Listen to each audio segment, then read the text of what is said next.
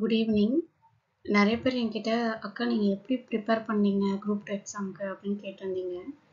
So நான் எப்படி prepare பண்ணேன் அப்படிங்கிற அந்த மெத்தட் பற்றி உங்களுக்கு இன்னைக்கு நம்ம டிஸ்கஸ் பண்ணலாம். இப்படி தான் படிக்கணும் அப்படின்னு நான் சொல்ல வரல. பட் நான் என்ன மாதிரி ஸ்ட்ராட்டஜி யூஸ் பண்ணினேன் அப்படிங்கிறத மட்டும் நான் சொல்கிறேன். ஆக்சுவலாக நான் ப்ரிப்பேர் பண்ண ஸ்டார்ட் பண்ணும்போது எனக்கு ரொம்ப கம்மியான டைம் தான் இருந்தது ப்ரிலிம்ஸ்க்கு. ஒரு 3 months 3.5 months தான் இருந்தது. இதை பற்றின பெருசாக எந்த நாலேஜ் இல்லாமல் தான் நான் உள்ளே வந்தேன். எப்போ எக்ஸாம்னு கூட எனக்கு சரியாக தெரியாது. அந்த மாதிரி இருக்கும்போது தான் சரி ஓகே நம்ம டிஎன்பிஎஸ்சி சைட் போகலாம், நம்ம ட்ரை பண்ணி பார்க்கலாம் அப்படின்னு சொல்லிட்டு எதர்ச்சியாக தான் நான் ஸ்டார்ட் பண்ணினேன். அப்புறம் நம்ம செக் பண்ணி பார்க்கும்போது பார்த்தா இன்னொரு 3.5 months தான் எக்ஸாம் ப்ரிலிம்ஸ்க்கு இருக்குது அப்படிங்கிற மாதிரி பார்த்தேன். சரி ஓகே அப்போ இங்கே இருக்கிற இந்த 3 மாதத்தை கரெக்டாக யூஸ் பண்ணிக்கணும்னு சொல்லிட்டு என்கிட்ட அப்போ புக்ஸ்லாம் எதுவுமே கிடையாது. எல்லாரும் ஸ்கூல் புக்ஸ் கம்பல்சரி கையில் வச்சுக்கணும்னு சொன்னாங்க. என்கிட்ட ஸ்கூல் புக்ஸ் கிடையாது, வேறு எந்த சோர்ஸும் இல்லை. அப்போ என்ன பண்ணேன்னா வீட்டில் இருக்கும்போது நம்மக்கிட்ட ஃபோன் தான் இருக்குமே. ஸோ ஃபோன்லேயே நான் எல்லா பிடிஎஃப்ஸும் டவுன்லோட் பண்ணிட்டேன். நம்ம டிஎன் டெக்ஸ்ட் புக் அப்படிங்கிற அந்த வெப்சைட்குள்ளே போயிட்டோம்னா நம்ம ஸ்கூல் புக்ஸ் எல்லா பிடிஎஃப்மே அதில் இருக்கும். ஸோ நான் எல்லாமே டவுன்லோட் பண்ணி வச்சுட்டேன். அதுவும் அட்டஸ்டில் எல்லாமே டவுன்லோட் பண்ணல, ஒவ்வொன்றா தான். சரி இன்னைக்கு ஒரு டாபிக் எடுத்தோம்னா அந்த புக்கை மட்டும் டவுன்லோட் பண்ணுவேன். அதை ஃபஸ்ட்டு நான் பார்ப்பேன், அதுக்கப்புறம் தான் நெக்ஸ்ட் புக். அப்படி தான் நான் பண்ணேன். எடுத்தோன்னே எல்லா மெட்டீரியல்ஸும் நான் எல்லாத்தையும் கேதர் பண்ணி வச்சுட்டு அதுக்கே ரொம்ப டைம் ஆகிடும்ல, இருந்ததே கம்மியான டைமு. ஸோ எல்லா மெட்டீரியல்ஸும் கேதர் பண்ணிவிட்டு அப்புறம் தான் படிக்க ஸ்டார்ட் பண்ணணும் அப்படிங்கும்போது ரொம்ப லேட் ஆகிடும். அதனால் ஃபஸ்ட்டு நான் கொஞ்சம் கொஞ்சமாக தான் ஸ்டார்ட் பண்ணேன். ஒவ்வொன்றா முடிக்க தான் நமக்கு அந்த ஸ்டார்ட் பண்ணும்போது கான்ஃபிடன்ஸ் இல்லை தான். பட் ஒவ்வொரு சாப்டராக நம்ம முடிக்க அந்த கான்ஃபிடன்ஸ் லெவல் வந்தது. நம்ம ஐயோ நமக்கு முன்னாடியே வருஷக்கணக்காக படிச்சுட்டு நிறைய பேர் இருக்காங்களே, நம்ம 3 மாதத்தை வச்சுட்டு எப்படா கிளியர் பண்ணுறது அப்படிங்கிற அந்த இதெல்லாம் நம்ம அந்த மாதிரி ஒரு தாட் வச்சுக்கவே கூடாது எப்பயுமே. நானும் அப்படி தான். அவங்க 1 year படித்தது நம்ம 3 month படிக்கிறது அப்படின்னு நான் கம்பேரே பண்ணிக்கல. நம்ம இந்த 3 month எவ்வளோ எஃபர்ட் போட முடியுமோ அவ்வளோ எஃபர்ட் போட்டு எழுதலாம், வரட்டும் அப்படின்னு நினச்சி தான் நான் ஸ்டார்ட் பண்ணேன். ஸோ அப்படி ஸ்டார்ட் பண்ணும்போது ஃபஸ்ட்டு நான் என்ன பண்ணேன்னா சிலபஸ் தான் டவுன்லோட் பண்ணிட்டேன். ஸோ சிலபஸை டவுன்லோட் பண்ணிவிட்டு சிலபஸ்லேருந்து எதெல்லாம் இம்பார்ட்டன்ட் கொஸ்டின் எதில் எவ்வளோ அந்த ஸ்பிட்டப் என்ன அப்படிங்கிறத கொஞ்சம் நான் நெட்லலாம் பார்த்து யூடியூப் பார்த்து நம்ம செக் பண்ணேன். நிறையா யூடியூபர்ஸ் வந்துட்டு அனலைசஸ் போட்டிருப்பாங்க. இந்த யூனிட்லேருந்து இவ்வளோ கொஸ்டின் வரும், இந்த யூனிட்ல இவ்வளோ கொஸ்டின் வரும் அப்படின்னு சொல்லிட்டு. பட் நம்ம அதை பிளைண்டாகவும் ரொம்பவும் நம்பவும் வேண்டாம், நம்மளே நம்ம அனலைஸ் பண்ணி பார்க்கணும். ஃபார் எக்ஸாம்பிள் ஒரு 2 ப்ரீவியஸ் இயர் கொஸ்டின் பேப்பர் எடுத்து அவன் பார்த்தோம் அப்படின்னா நமக்கு ஒரு ஐடியா கிடைக்கும். இன்னொன்று என்னென்னா புதுசாக பார்க்குறவங்களுக்கு ப்ரீவியஸ் இயர் கொஸ்டின் எடுத்து பார்க்கும்போது அதுவே நமக்கு ஒரு கொஸ்டின் மார்க் மாதிரி இருக்கும். இதெல்லாம் என்னடா கொஸ்டின், இது எங்கேருந்து எடுத்திருக்காங்க அப்படின்னு நமக்கு தெரியாது. பட் ஆனால் ஒரு டாப்பிக்கையும் நம்ம கவர் பண்ண திரும்ப இப்போ அந்த ப்ரீவியஸ் இயர் கொஸ்டினை பார்க்கும்போது நமக்கு தெரியும், ஓகே இது இந்த டாப்பிக்லேருந்து வந்திருக்கு அப்படின்னு நமக்கே புரிய ஆரம்பிக்கும். நான் ஃபஸ்ட்டு அனலைஸ் பண்ணதுலேருந்து தெரிஞ்சுக்கிட்டது என்னென்னா பாலிட்டிலேருந்து நிறைய கொஷின் வருது அப்படின்னு தெரிஞ்சுட்டேன். அதுக்கப்புறம் யூனிட் 8 யூனிட் 9 இதெல்லாம் நிறைய கொஷின் வரும். அதுக்கப்புறம் சாலிடாக 25 மார்க்ஸ் வந்துட்டு மேக்ஸில் மட்டுமே கேட்குறாங்க. அப்போ நான் என்ன பண்ணேன், சரி ஓகே நம்ம என்னென்னா 200 கொஷின்ஸா 150+ போடணும் அப்படிங்கிற மாதிரி ஒரு மைண்ட் செட் பண்ணிட்டேன். மினிமம் கட் ஆஃப் என்ன வேணால் இருக்கட்டும், பட் நம்ம ஒரு 150+ சேஃபர் சைடுக்கு எடுக்கணும் அப்படிங்கிற மாதிரி யோசிச்சு வச்சுருந்தேன். ஆனால் ஸ்டார்டிங்கே இந்த கட் ஆஃப் பற்றிலாம் எனக்கு எதுவும் தெரியாது. படிக்க நிறையா வீடியோஸ்லாம் செக் பண்ணி பார்க்கும்போது இந்த கட் ஆஃப்னா என்ன, கட் ஆஃப் எவ்வளோ எடுக்கணும் அப்படிங்கிறதெல்லாம் ஒரு ஐடியா கிடச்சிது. ஸோ அப்போ நான் முடிவு பண்ணேன், சரி ஓகே ஒரு 150+ ஒரு 140+ எடுத்துகிட்டா ஒரு சேஃபர் சைடு அப்படின்னு சொல்லிட்டு அதுக்கேற்ற மாதிரி நான் எய்ம் பண்ணேன். அப்போ அதை எடுக்கணும்னா என்ன பண்ணணும், யூனிட் 8 படிக்கணும், யூனிட் 9 படிக்கணும், மேக்ஸ் நல்லா போடணும், அப்புறம் என்ன இருக்குது பாலிட்டி நல்லா படிக்கணும். இந்த 4 நல்லா ஃபோக்கஸ் பண்ணேன். அதுக்கப்புறமா ஜியாகிரஃபி ஸ்டார்ட் பண்ணேன். ஜியாகிரஃபி ஹிஸ்ட்ரி மட்டும் கொஞ்சம் மேலோட்டமாக தான் படித்தேன், ரொம்ப டெப்த்தாக போகலை. ஏன்னா அது ரொம்ப வாஸ்ட்டாக இருக்கும், ரொம்ப டைம் எடுத்துக்கும். ஹிஸ்ட்ரியும் கொஞ்சம் மேலோட்டமாக பார்த்தேன். அப்புறம் எக்கனாமி, கரண்ட் அஃபேர்ஸ். எனக்கு கரண்ட் அஃபேர்ஸ்லாம் அப்போ பெருசாக பார்க்குறதுக்கு டைமும் இல்லை. சயின்ஸ்லாம் சுத்தமாக டச்சே பண்ணலை, சயின்ஸும் படிக்கவே இல்லை நான். ஸோ நான் இந்த ஒரு 5 யூனிட்டை மட்டும் நல்லா நீங்கள் படிச்சுக்கிட்டாலே எப்படி நீ கிளியர் பண்ணலாம். ஏன்னா நான் அப்படி தான் கிளியர் பண்ணேன், அதனால சொல்கிறேன். ஆனால் அதுக்காக மற்றதெல்லாம் படிக்க வேணாம் அப்படின்னு அர்த்தம் கிடையாது. டைம் இருந்தால் படிங்க. நான் இப்போ சொல்கிறது டைம் ரொம்ப கம்மியாக இருக்குது அப்படிங்கிறவங்களுக்கு தான் இது யூஸ் ஆகும். ஸோ ஃபஸ்ட் நான் என்ன பண்ணேன்னா சிலபஸ் டவுன்லோட் பண்ணி வச்சுட்டேன். ஒரு பிரிண்ட் போட்டு வச்சுக்கோங்க. என்கிட்ட புக்ஸ் எல்லாம் இருந்ததோ இல்லையோ சிலபஸ் மட்டும் என் கையில் இருந்துகிட்டே இருந்தது. ஸோ சிலபஸில் டவுன்லோட் பண்ணி சிலபஸில் என்னென்ன பாயிண்ட் இருக்கோ அந்த பாயிண்ட் எல்லாம் தான் நான் கவர் பண்ணேன். ஓகேங்களா. இதில் ஒரு சார் கேட்பாங்க, எப்படிங்க யூனிட் வைஸ் படிக்கணுமா, புக் வைஸ் படிக்கணுமா, எப்படி படிக்கிறதுன்னு தெரியல அப்படிங்குவாங்க. நான் என்ன பண்ணேன்னா, சிலபஸில் இருக்கிற அந்த ஒவ்வொரு வார்த்தை, ஃபார் எக்ஸாம்பிள் இப்போ ஜென்ரல் சயின்ஸ்னு எடுத்துட்டோம்னா ஃபஸ்ட்டு பாயிண்ட் என்ன இருக்குது, scientific knowledge and scientific temper. இது ஒரு டாபிக். இந்த டாபிக் எங்கே கவர் ஆகுதுன்னு தேடி பார்ப்பேன். நான் நெட்டில் தான் எல்லாமே தேடி பார்த்தேன். ஏன்னா என்கிட்ட அப்போ கையில் புக்கு இல்லைல்ல. இந்த சயின்டிஃபிக் டெம்பர் அப்படிங்கிற வார்த்தை எனக்கு எப்போ தெரிஞ்சதுன்னா பாலிட்டி படிக்கும்போது தெரிஞ்சது. பாலிட்டி படிக்கும்போது ஃபண்டமெண்டல் டியூட்டிஸில் சயின்டிஃபிக் டெம்பர் அப்படின்னு ஒரு வார்த்தை இருக்கும். ஓகேங்களா. ஸோ அது மூலியமாக தான் எனக்கு இந்த சயின்டிஃபிக் டெம்பர் அப்படின்னு என்னன்னு தெரியும். அதுக்கப்புறம் நெட்டில் சர்ச் பண்ணேன். இந்த ரோட் லேர்னிங், கான்செப்சுவல் லேர்னிங், இது எல்லாமே பெருசாக எனக்கு புக்கில் எங்கே இருக்குன்னு தெரியல. பட் ஆனால் அப்படின்னா என்னன்னு கூட தெரியாமல் போய் உட்காந்துடக்கூடாது எக்ஸாமில் அப்படிங்கிறதுக்காக சும்மா நெட்டில் சர்ச் பண்ணி பார்த்தேன். ரோட் லேர்னிங்னா என்ன, கான்செப்சுவல் லேர்னிங்னா என்ன, சயின்டிஃபிக் டெம்பர், சயின்டிஃபிக், இதெல்லாம் ஜென்ரலாக இருக்க மாதிரி ஒரு டேர்ம்ஸ் தான். இதை பார்த்து பயப்பட வேணாம். என்னடா என்னென்னமோ வேர்ட்ஸ் இருக்கே புரியலையே அப்படின்னு பயப்பட வேணாம். இதில் வந்து ரொம்ப ஜென்ரலான கொஷின்ஸ் தான் கேட்பாங்க. நம்ம ரீசனிங் மாதிரி தான் இருக்கும். நம்ம ஈஸியாக ஆன்சர் பண்ணிடலாம். பட் எதுக்கும் ஒரு தடவை ஒரு நெட்டில் அப்படின்னா என்ன அப்படிங்கிற ஒரு டெஃபினிஷன், ஒரு மீனிங் மட்டும் பார்த்துட்டு போய்க்கிறது பெட்ரு. அந்த மாதிரி சிலபஸ் இருக்கிற எந்த ஒரு வேர்டையுமே மிஸ் பண்ணிடக்கூடாது. எல்லா வேர்ட்லையுமே ஏதாவது ஒன்று அட்லீஸ்ட் அப்படின்னா என்ன அப்படின்னு சும்மா தேடி பார்த்துருக்கணும். ஓகேங்களா. இன்னொன்று, நம்ம ஸ்ட்ரெயிட்டாக ஒரு புக்கை கொடுத்து ஒரு ஃபீட் பண்ணுற மாதிரி இருந்தாங்க இதை ஃபுல்லாக படிங்க அப்படின்னு சொல்கிறத விட நம்மளாம் ஒன்று தேடி தேடி படிக்கும்போது நமக்கு நல்ல ஞாபகம் இருக்கும். நிறைய பேர் சொல்கிறாங்களே படித்தது மறந்துடுதுங்க அப்படின்னு சொல்கிறாங்களே, அதுக்கு இதுதான், படித்தது மறக்காமல் இருக்கணும் அப்படின்னா அப்பயே எழுதி பார்க்கணும். ஓகேங்களா. இல்லை ஏதோ ஒரு டெஸ்ட் மாதிரி அட்டன் பண்ணி பார்க்கணும், ஒரு டெஸ்ட் எழுதி பார்க்கணும். இல்லையா நம்மளே ஒரு நோட்டு போட்டு எழுதி எழுதி பார்க்கணும். ஸோ ஞாபகம் வந்துடும். ஒரு வாட்டி எழுதும்போது ஒரு 2-3 வாட்டி நான்லாம் எழுதி ஹேண்ட் நோட்ஸ் தான் நான் ரெடி பண்ணி வச்சுருந்தேன். நான் சொன்னேன்ல என்கிட்ட புக்ஸ் நான் ரெடி பண்ணல, என்கிட்ட புக்கு இல்லைன்னு. அப்போ என்ன பண்ணேன்னா ஃபோனில் அந்த பிடிஎஃப் டவுன்லோட் பண்ணி வச்சுட்டு ஒவ்வொரு டாப்பிக்குமே ஒரு தடவை ரீடு விட்டுருவேன். ஒரு ரீடு விட்டுட்டு எனக்கு என்ன புரிஞ்சுது, எனக்கு என்ன தெரிஞ்சதுங்கிறத அப்படியே ஒரு நோட்டு போட்டு ஒவ்வொரு யூனிட்டுக்கும் ஒவ்வொரு நோட் போட்டுட்டேன். ஒரு நோட் போட்டு நான் அப்படியே நோட்ஸ் எடுக்க ஆரம்பிச்சிட்டேன். கடைசி வரைக்கும் நான் அந்த நோட்ஸ் வச்சு மட்டும்தான் படித்தேனே தவிர புக்கு நான் வாங்கவே இல்லை. ப்ரிலிம்ஸ்க்கு யாருமே நம்ப மாட்டீங்க, நான் ப்ரிலிம்ஸ்க்கு புக்ஸ் வாங்கவே கிடையாது. அந்த பிடிஎஃப்பை பார்த்து நான் நோட்ஸ் எடுத்து வச்சு படித்தேன். அந்த நோட்ஸை தான் நான் கடைசி வரைக்கும் யூஸ் பண்ணேன். அதுக்கப்புறம் மெயின்ஸ் படிக்கும்போது தான் சரி ஓகே புக்ஸ் வாங்கணும் அப்படின்னு சொல்லிட்டு நான் புக் வாங்கினேன். ப்ரிலிம்ஸ்க்கு நான் புக்ஸ் வாங்கவே இல்லை. மெட்டீரியல்ஸ் எல்லாமே ஃபோனில் பார்ப்பேன், ஒரு தடவை ரீடு விடுவேன். அதில் நமக்கே ரீட் பண்ணும்போது தெரியும் இதெல்லாம் இம்பார்ட்டண்ட் அப்படின்னு சொல்லிட்டு அது எல்லாமே நோட்ஸ் மாதிரி எழுதி வச்சிருவேன். சரி ஓகே, இப்போ நான் என்னென்ன டாபிக்ஸாக அதிகமாக கான்சென்ட்ரேட் பண்ணேன் அப்படின்னு பற்றி பார்க்கலாம். நம்ம சிலபஸில் இந்த யூனிட் 1 ஜென்ரல் சயின்ஸ் இது நான் டச் பண்ணவே இல்லைங்க. சரி கடைசியாக டைம் இருந்தால் பார்த்துக்கலாம் அப்படின்னு சொல்லிட்டு இதை நான் விட்டுட்டேன் இப்போதைக்கு. ஏன்னா அது எடுத்தோம்னா ரொம்ப டைம் ஆகும். எனக்கு இருந்தது 3.5 months தான். அதனால நான் அந்த ஒரு யூனிட்டை மட்டும் விட்டுட்டேன்.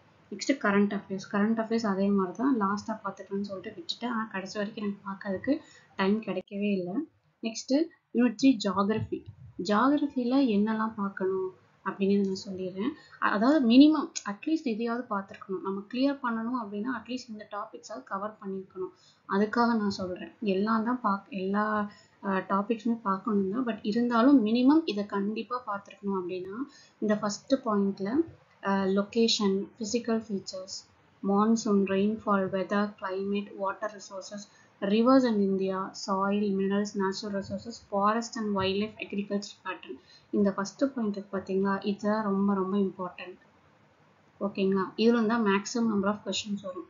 எந்த யூனிட்டில் எந்த டாப்பிக்லேருந்து அதிகமான கொஷின்ஸ் வரும் அப்படிங்கிறத நல்லா அனலைஸ் பண்ணி வச்சுக்கணும். ஸோ ஜாகிரஃபி அப்படின்னு எடுத்துட்டோம்னா அதிகமான கொஷின் இந்த ஃபஸ்ட்டு ஹெட்டிங்லேயே வந்துடும். அதனால ஜாகிரஃபி நம்ம படிக்கணும், ஜாகிரஃபி புக் எடுக்கிறோம்னு வைங்களேன், இந்த ஃபஸ்ட்டு பாயிண்ட்டை முடிச்சிடுங்க. மேக்ஸிமம் எல்லாமே நம்ம 10th புக்லேயே வந்துடும். ஸோ 10th புக்லேயே லொக்கேஷன், ஃபிசிக்கல் ஃபீச்சர்ஸ் எல்லாம் வந்துடும். ரெயின்ஃபால், வெதர், கிளைமேட் இதெல்லாம் வந்து ரிவர்ஸ் வரும். இதில் நான் ரொம்ப இம்பார்ட்டன்ஸ் கொடுத்து படித்தேன். நான் ஃபஸ்ட்டு டாபிக் நான் ப்ரிஃபரன்ஸ் என்னென்னா ஃபஸ்ட்டு ரிவர்ஸ் தான் பார்த்தேன். ஓகேங்களா. ஃபஸ்ட்டு ப்ரிஃபரன்ஸ் என்னென்னா ரிவருக்கு கொடுத்தேன். ஏன்னா நான் ப்ரீவியஸ் கொஷின் பேப்பர்ஸ் நிறைய செக் பண்ணி பார்க்கும்போது ரிவர்லேருந்து நிறையா கொஷின் வந்த மாதிரி பார்த்தேன். அதனால் ரிவர்ஸ் தான் ஃபஸ்ட்டு நான் எடுத்து படித்தேன். அதுவும் பார்த்தா ஒரு 2 பேஜும் என்னமோ தான் வர மாதிரி இருந்தது.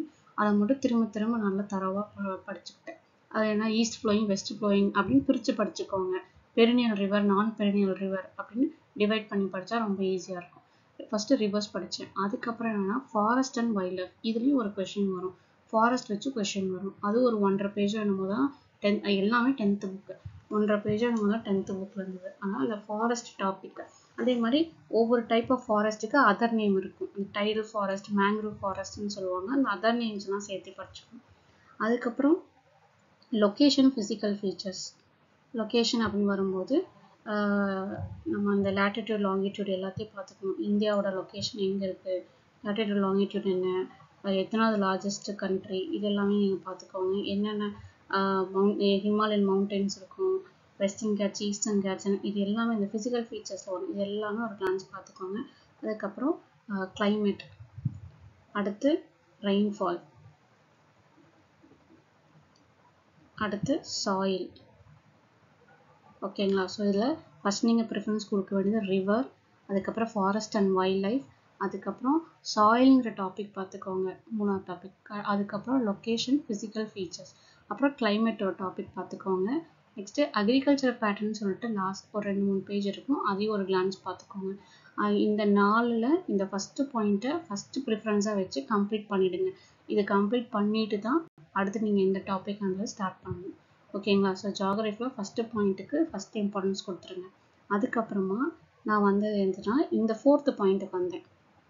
ஓகேங்க, இதில் டிசாஸ்டர் மேனேஜ்மெண்ட் அப்படின்னு ஒன்று இருக்குது. ஸோ டிசாஸ்டர் மேனேஜ்மெண்ட் வச்சு ஒரு கொஷின் வருது. அதனால் டிசாஸ்டர் மேனேஜ்மெண்ட்னா என்ன, அந்த சைக்கிள்ஸ் என்ன, இதெல்லாமே பார்த்தாச்சு. அதே மாதிரி இந்த கிளைமேட் சேஞ்ச் ரிலேட்டடாக கரண்ட் அஃபேர்ஸ் நிறைய கேட்பாங்க. கிளைமேட் சேஞ்ச், ரீன் எனர்ஜி வச்சு. ஸோ அது ரிலேட்டடாக ஏதாவது கரண்ட் அஃபேர்ஸ் இருந்ததுன்னா ஒரு கிளான்ஸ் பார்த்துக்கோங்க. அதுக்கப்புறம் தான் இந்த பாப்புலேஷன் டென்சிட்டி, டிஸ்ட்ரிபியூஷன், இந்த ட்ரைப்ஸு, இதில் லிங்குவிஸ்டிக் குரூப்ஸ் இதெல்லாம் வரும். இதெல்லாம் கொஞ்சம் நிறையாவே இருக்கும். சில டைம் கொஷின் எங்கேருந்து வருதுன்னே தெரியாது. அதனால மேலோட்டமாக பார்க்கணும். இந்த பாப்புலேஷன் டென்சிட்டி அண்ட் டிஸ்ட்ரிபியூஷன் பார்த்துக்கோங்க. ஓகேங்க, லீஸ்ட் பாப்புலேஷன் எங்கே இருக்குது, ஹையஸ்ட் பாப்புலேஷன் எந்த ஊரில் இருக்குது, அந்த மாதிரி. அப்புறம் லிட்ரஸி ரேட்ஸ் என்ன, இன்ஃபண்ட், அந்த எம்எம்ஆர், ஐஎம்ஆர், இதெல்லாமே பார்த்துக்கோங்க. இதெல்லாம் இருக்கும். ஸோ ஜியாகிரஃபின்னு பொறுத்தது ஜென்ரலாக நீங்கள் பார்க்கணும் அப்படின்னா ரிவர்ஸ், சாயில், ஃபாரஸ்ட், லொக்கேஷன், அப்புறம் டிசாஸ்டர் மேனேஜ்மெண்ட், பாப்புலேஷன் டென்சிட்டி, இந்த இதை மட்டும் கொஞ்சம் கவர் பண்ணிக்கோங்க. ஓரளவுக்கு மேக்ஸிமம் இதுலேருந்தே வந்துடும். நெக்ஸ்ட்டு ஹிஸ்ட்ரியில் அந்த ஃபஸ்ட்டு டாபிக் படித்தேன். Like Indies Valley civilisation, Guptas, Delhi sultan, Mughals, Marathas, Vijayanagar, Bahmani kingdom, இதெல்லாம் பார்த்தேன். ஆனால் அந்த சவுத் இந்தியன் ஹிஸ்ட்ரி பார்க்கறதுக்கு கொஞ்சம் டைம் எடுத்துக்கிச்சு. அதனால் அதை கொஞ்சம் லாஸ்ட்டாக தான் வச்சுக்கிட்டேன். ஆனால் ஃபஸ்ட்டு இந்த மேலே இருக்கிற அந்த ஃபஸ்ட்டு 2 லைன் தான் நான் பார்த்தேன். இது Indus Valley civilisation, Gupta, Delhi sultan, Mughals and Marathas, Vijayanagar, Bahmani, இதெல்லாம் பார்த்துட்டு அதுக்கப்புறம் இந்த கடைசி point India is secular state, social harmony இருக்குது பார்த்தீங்களா. இந்த செக்குலர் ஸ்டேட், செக்குலர் அப்படின்னா என்ன அதை பார்த்துக்கோங்க. So India is secular state அந்த டாபிக் வச்சு பார்த்துக்கோங்க. நெக்ஸ்ட்டு லாங்குவேஜ் அந்த டாபிக் பார்த்துக்கோங்க. அதுக்கப்புறம் டைம் வந்து சவுத் இந்தியன் ஹிஸ்ட்ரி பாருங்கள். ஏன்னா அது வாஸ்ட்டாக இருக்கும், நிறைய இருக்கும். பட் மேலோட்டமாக சவுத் இந்தியன் ஹிஸ்ட்ரியும் பார்த்து வச்சுக்கோங்க. Next Indian polity. எனக்கு ரொம்ப பிடிச்ச சப்ஜெக்டும் இது தான். ஆனால் இது படிக்கும்போது ரொம்ப இன்ட்ரெஸ்டாக தான் படித்தேன். கஷ்டமாக இருக்குமே அப்படின்னு நினச்சி நான் படிக்கல. எனக்கு ரொம்பவே பிடிச்சது, இது படிக்க ரொம்ப பிடிச்சிருந்தது இந்த சப்ஜெக்ட்டு. ஸோ இப்போ இந்தியன் பாலிட்டியில் இதில் எல்லா பாயிண்ட்டுமே ரொம்ப இம்பார்ட்டன்ட் தான். எதையுமே நீங்கள் ஸ்கிப் பண்ணக்கூடாது. ஏன்னா இதில் மேக்ஸிமம் நம்பர் ஆஃப் கொஷின் இதில் இருந்து தான் வரும். இந்தியன் பாலிட்டி இது வந்து நிறைய கொஷின் வரும். அதனால் நீங்கள் எல்லா பாயிண்ட்டும் படிச்சுக்கோங்க. ஃபஸ்ட்டு நம்ம ஸ்டார்ட் பண்ணுறது கான்ஸ்டியூஷன் ஆஃப் இந்தியா, இதுலேருந்தே ஸ்டார்ட் பண்ணிக்கோங்க. ஸோ இந்த கான்ஸ்டியூஷன் ஆஃப் இந்தியா அப்படின்னு எடுத்துக்கிட்டிங்கன்னா மேக்கிங் ஆஃப் கான்ஸ்டியூஷன் படிக்கணும். அடுத்து இதில் ஒவ்வொன்றும் ஒவ்வொரு கொஷின் கேட்பாங்கிற மாதிரி நீங்கள் நினச்சிக்கோங்க. இது மெயின்ஸுக்கும் உங்களுக்கு யூஸ் ஆகும். இந்த இந்தியன் பாலிட்டி மட்டும் நீங்கள் படிக்கிறது என்றைக்குமே வேஸ்ட்டாக போகாது. ப்ரிலிம்ஸு, மெயின்ஸு, குரூப் 1க்கு எல்லாத்துக்குமே இது யூஸ் ஆகும். படிக்கும்போது நல்லா படிச்சுக்கோங்க. ஸோ இதில் ஃபஸ்ட் நம்ம படிக்க வேண்டியது கான்ஸ்டியூஷன் ஆஃப் இந்தியா, அதாவது மேக்கிங் ஆஃப் கான்ஸ்டியூஷன் ஒன்று இருக்கும், அதை படிச்சுக்கோங்க. நெக்ஸ்ட்டு ப்ரியாம்பிள், அடுத்து சாலின் ஃபீச்சர்ஸ் ஆஃப் த கான்ஸ்டியூஷன், அப்புறம் யூனியன், ஸ்டேட் அண்ட் யூனியன் டெரிட்டரின்னு வருதா. இதில் நீங்கள் மேக்கிங் ஆஃப் இந்தியன் கான்ஸ்டியூஷன் படித்து முடிச்சதுக்கப்புறம் ப்ரியாம்பிள் படிங்க, salient features of the constitution படிங்க.